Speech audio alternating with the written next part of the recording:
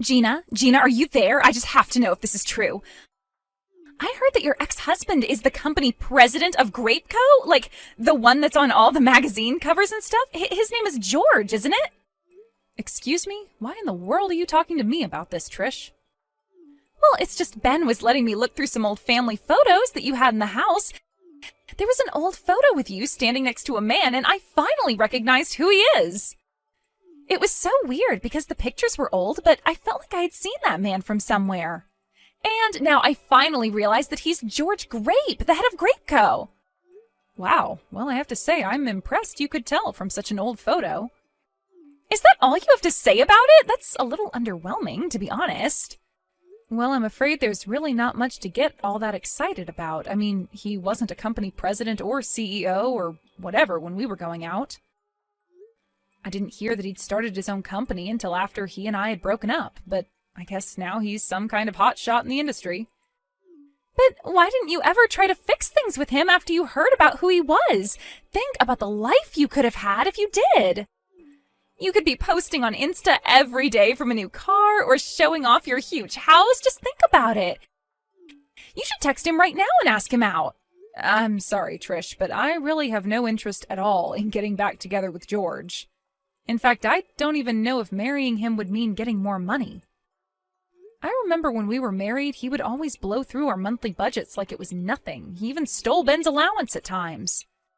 And in the end, he finally cheated on me and ran off to be with another woman. And so I hope you understand why I have no intention of getting back together with him. Whoa, what? You mean you just forgave him for all that he did and just let him go like that? And now he's a huge deal all over the world? I mean, who cares about what happened in the past if you can milk George for all that he's worth now? You deserve to have nice things, too. Just think of the cars, the mansions, the condos, the vacations. All of it could be yours. Maybe it could, maybe it couldn't, but it really doesn't bother me either way. After all, I don't even want those things. I enjoy my apartment and I enjoy my simple life. It's enough for me. Oh, come on, Gina. You have to be more ambitious than that. What's the point of being satisfied with what you have? You're almost 30 years old and you're still working a dead-end job living in your small apartment. Don't you want more out of life? Aren't you sick of living the way that you are? Just think of where you could be living if you only swallowed your pride and asked George to take you back. It's the least you deserve. You really think that there's something wrong with the way that I live? I just finished telling you how comfortable I was. I'm sorry if that was rude of me to say, but I just wanted to be honest with you and share my thoughts about what you could be doing. Maybe it's because I'm from the country and I'm used to having a wider space to live in. To be honest, it's been difficult for me to adjust living in this cramped city. I mean, I feel like a dog in a cage some days that I'm here, and I was just shocked the first time that I came over to your house. Oh, that's right. I forgot that you had moved here from Wisconsin. Was your house really that much bigger? I feel like I could probably fit at least 7 of your apartments in the old house that I grew up in back out there. But to see the house that Ben would have grown up in with you, well, it just kind of really bummed me out. That's why you have to get back together with George. Then there wouldn't be any need for you to live in this tiny apartment anymore. It's not like there aren't big places in the city. You just need more money to get there. Well, while I appreciate your suggestion, Trish, I really just have no intention at all of getting back together with George. It was one of the happiest days of my life when he and I were divorced. Besides, he cheated on me and left me to be with another woman. Why in the world would I want to get with someone who treated me so poorly in the past? Oh my gosh, Gina, I really can't believe how much you are missing the forest for the trees here. I mean, if you're not going to do this for yourself, then can you think of Ben and I at least? Think of all the ways that we could all use George's money. Are you really going to let your pride get in the way of your son's future prosperity? And just what is that supposed to mean? I mean that if you get back together with George, then Ben might have a chance of taking over Grapeco when George steps down. And if he does that, then that means that I'll be the wife of a CEO and never ever have to work another day in my life. So please don't let your pride ruin the chances for me to have the dream life that I've always wanted to have. You really want to live in some fancy condo that badly, Trish? Well, it's not just that. I mean, think of what will happen at our wedding. So many rich people would be invited because of George, and we'd make out like bandits with cash gifts. Trish, I really don't think that you're thinking about this realistically. I mean, do you not think you're taking this fantasy just a little too far? Fantasy? The only one living in a fantasy is you, if you really think that it's okay to live the way that you're living. This is your chance to escape from it all. I mean, how can you be blind to the sad life that you're living right now? I just can't understand why you think this is okay. Trish, I'm not saying that I don't see the points you're making. Yes, my apartment is rather small, and yes, I don't make all that much money. But the point is that it's my life, and I'm very comfortable where I am, so please stop trying to pressure me to change that. Mom, are you there? It's just horrible. I can't believe it. Why didn't you ever tell me that my real dad was the CEO of a huge company? I take it that Trish had something to do with this, didn't she? Well, of course she did. She was the one who told me the whole truth about who my dad really is. I can't believe that. I'm actually the son of Grapeco's own George Grape. And how could you hide this from me, Mom? What's the matter with you? I have a right to know this. Ben, you've known who your father is this whole time, and I've told you that you don't want anything to do with that man. I know that he looks impressive on social media and all of that, but you don't know George like I do. I mean, when he left us behind, did you know that he even found a way to get out of paying child support? I seriously can't believe that you're making excuses for yourself like this, Mom. What are you talking about? My dad gave me child support money all of the time. Or at least he tried to.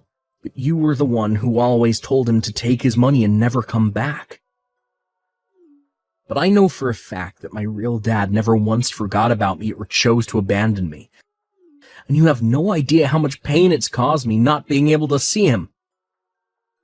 Don't tell me that you've actually found a way to reconnect with him. I have, actually. In fact, Dad and I were just together earlier today, if you must know. It had been 20 years since you two divorced. I hadn't seen him since I was in elementary school. I can't even remember the last time I cried like that, but I did when I saw him today. Ben, what is the matter with you? Why would you go and meet someone like that? He left us and never gave us a cent of child support, and he never once reached out to contact you. You're not reading my messages, Mom. He did offer me money and has asked to meet me countless times. But that I never took him up on his offer was secretly crushing me this whole time. That's why I was so happy to finally get to meet him. He even gave me $20,000 as back pay. What? Did he really give you that much money? That's right. What else could you expect from someone as impressive as him? I mean, for him, 20,000 was probably like a penny or something. But I never ever had that much money in my life before. I didn't even know what to say to him. Well, you should tell him to take his money back. I am serious. You don't want anything to do with that man. And you probably don't even want to know what he had to do for that money. I know that he seems great right now, but I am telling you that he is nothing but trouble. You really think that I'm going to give the money back? It's my money. He said it was all the child support he would have paid me. And now you're trying to tell me that I'm not entitled to that. You're just jealous, aren't you? You're mad because I got the money and you didn't. Ben, you can't be serious about this. You don't actually think that's why I'm upset about this, do you? I am your mother, and I am only saying this to you for your own good. How is any of this for my own good? You're just saying whatever you can and make yourself seem good so you can try and brainwash me. You don't actually think that's what I'm doing, right, Ben? Of course it is. Ever since I was little, you've only ever talked bad about my dad. You called him a cheater and a cheapskate, and that's all I ever knew about him. But now that I finally met him and listened to his side of the story, I know that the divorce was actually all your fault. Dad never did anything wrong. Oh, come on. You really are just going to believe that it's all my fault your father and I got divorced? Of course. He told me all about how you never ever supported him and how that pushed him to cheat on you. And you're really buying that story? Dad told me it was always his dream to own his own company, but that you were always shooting his ideas down and telling him to give up on his dreams and get a real job. You made Dad feel cornered and alone, so it's only natural that he would resort to cheating on you the way that he did. And yet you still had the gall to play victim. That's why Dad finally realized that it was hopeless trying to fix things with you and ran off. I can't believe that you're really buying all of this. I thought you were smarter than this, Ben. All you had to do was be a good wife and help Dad chase his goals. But instead you chose to run him off, and that's why you have the life you have now. This is what you get for not being there for Dad when you should have been. Is this all what George told you? Ben, you cannot believe a single word that man says to you. I gave birth to you. I raised you on my own for 20 years, and you really think that I've been doing it all to hide the truth about your father from you? You really want to try and play the mom card now. You're nothing but a poor old lady. It's all your fault that I grew up in a broken home with no father. You should have been there for him, but instead you got mad over an affair you forced him into. I could have been next in the line to take over his company. And just what is wrong with the life I gave you growing up? I never remember you complaining about anything when you were a child.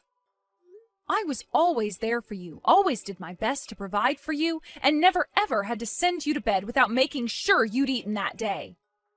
I may only work part-time, but over my time working, I strived for any chance at career advancements and raises that I could get.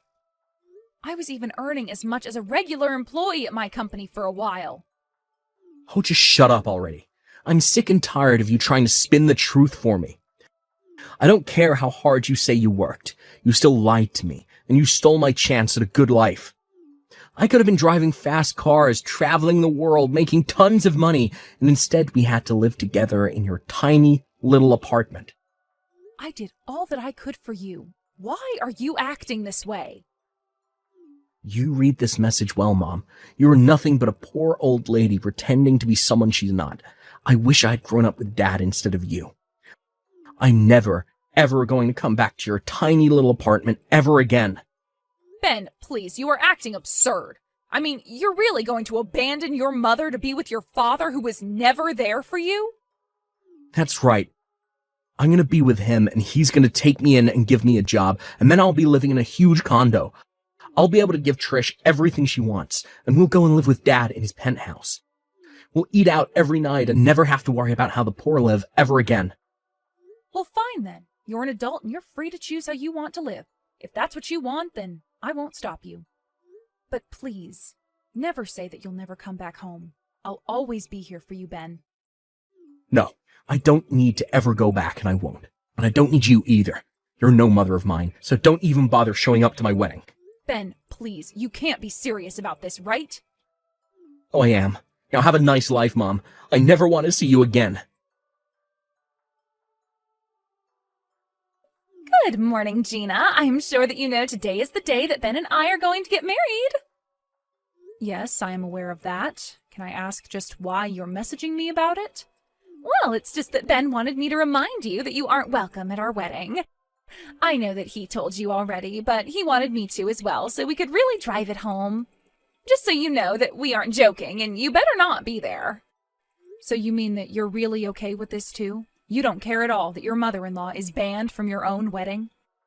Of course I'm fine with it. I have no issue with that at all. In fact, I never wanted you here in the first place. Do you have any idea how embarrassing it is to think about just how poor my mother-in-law is? And so you two are still so convinced about how poor I am, huh? And you're still trying to convince yourself that you're not? Just seeing the state of your house, it was too obvious. But I'm not going to hang around and let my marriage be weighed down by a poor old woman like you. All my friends have great relationships with their mothers-in-law. Some of them even give my friends money as an allowance. And they told them they'd never ever need any nursing or help when they're older. But you, it's obvious that when you're older, you're going to be demanding money from Ben and I, so it's obviously better to get rid of you now. I see. Well, I guess I wasn't aware that you felt so strongly on the matter. It's really not even a choice when you think about it. A poor old mother-in-law or a rich and successful father-in-law. George is going to be our ticket to the top. He's going to let Ben take over his company, and then we'll be living in the lap of luxury for the rest of our lives. I can't believe that Ben is really choosing to live as George's son rather than my own. Are you really? I'm not. I'd make the same choice if I were him. Well, fine then. I'll skip going to your wedding, but I'm not sure you won't regret it. And just why in the world would we do that, huh? I'm done having this conversation with you. You both are adults, and if this is how you want to live your lives, then fine. You think it's not obvious how upset you are over this? Maybe if you showed up to the wedding crying and begging us to let you in, we might change our minds. Oh, I'm afraid I won't be the one crying by the end of this, but you just might be. You're not making any sense at all. What could possibly make me regret marrying Ben when he's going to be rich? You're just a jealous old woman trying to hold on to what's around her as it slips around your fingers. Have a nice lonely life, you old hag. Oh no, what's going on? I am so upset. You have to do something to save this wedding, Gina. Oh no, what's the matter? Don't tell me that things aren't going the way that you planned. What? How did you know? Who told you? Don't tell me it's already on the TV. Apparently George's company is actually on the verge of bankruptcy. Not only that, but he's being sued for fraud since apparently he tried to scam people. Yeah, I did hear about it on the TV, actually. I heard that George is being accused of swindling people out of $60 million. It was also some kind of big investment scam or something like that, yes? But instead, he took all of the money invested and left nothing to show for it to the investors. That's not all, though. George told Ben that he was going to let him take over the company. But now that Ben is all wrapped up in this, we have a bunch of reporters outside our house. They've been there since this morning. Oh, wow. Well, that's really rough for you, isn't it? But that's not the worst of it. The worst is that George managed to escape from the apartment. We have no idea where he is, and he's not picking up our calls. So now we're being accused as conspirators of George. Wow. Well, it sounds to me like you two played right into his hand then, didn't you? But at least you got that $20,000 that George gave to Ben, right? I just hope it doesn't come out that that money was dirty as well. No, you don't think that George was trying to set us up all along, do you? Please, you have to do something to save us. I thought we had finally made it, and then right after our wedding, the news broke. And you two really weren't suspicious of anything at all? You thought you were being handed all this on a silver platter? You should have warned us about George. You should have told us not to trust him. How many times did I tell you why George and I didn't work out? I told you that he lied to and cheated and stole from Ben and I and then ran away with another woman. I told Ben not to take George's money and not to listen to a single thing that liar had to tell him. But you two were so happy at the prospect of a little money and were so quick to blame me for all of your troubles. You two wanted it this way, and now you have to live with it. But don't you dare say that I didn't do enough to warn you. So, good luck. Sounds like you both are going to need it. Good luck? Is that really all you have to say to us? You're really not going to do anything to help us at all? Can't you at least come here and pick us up so that we can escape this sea of reporters outside of George's house?